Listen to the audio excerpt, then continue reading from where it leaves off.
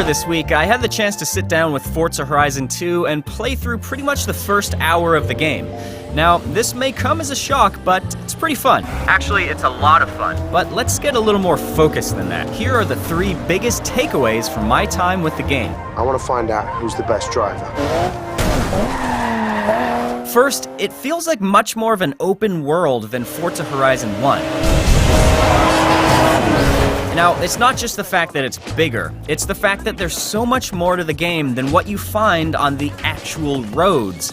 So, let's say you're just free roaming and you want to goof around. Hey look, it's a vineyard. I think I'll go destroy it. And you can do that. You can ruin a poor winemaker's entire livelihood just because you wanted to see how well a BMW Z4 could spin donuts in the dirt. Or because you wanted to take a shortcut on the way to your next objective. Or because you just wanted to drive off a cliff.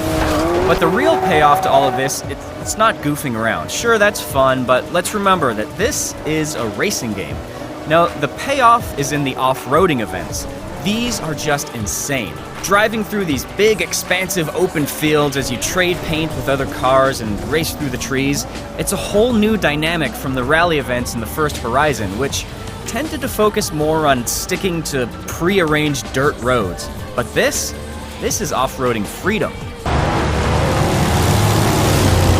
Second, it's a much more customizable game than the first Horizon. Oh yeah, here's where we do the real serious stuff. See, Horizon 2 is the first of these spin-offs to adopt the tuning system from Forza Motorsport. So if you're a hardcore racing fan, not only can you scroll through the difficulty settings and disable all the assists, you can also get super granular with your gear ratios, your downforce, and whatever else you want to tweak on that new ride of yours. And on top of that, there's this whole perk system which lets you spend skill points to unlock new abilities for yourself, like the first one that gives you XP for banking skill chains. So between that, the tuning, and the driving assists, you should be able to add quite a bit of a personal touch to the whole driving system.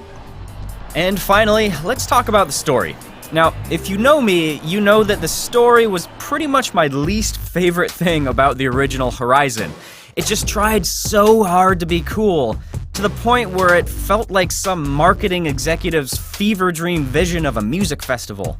When I saw that Horizon 2 opens up with all these cinematics, naturally I got a bit worried. But, I don't know, the whole thing seems like it's a bit more dialed back compared to Horizon 1. The few narrative beats I saw were quick, they got the point across, they didn't overstay their welcome. And that's good, but at the same time, I can't help but wonder why they bothered with that stuff at all.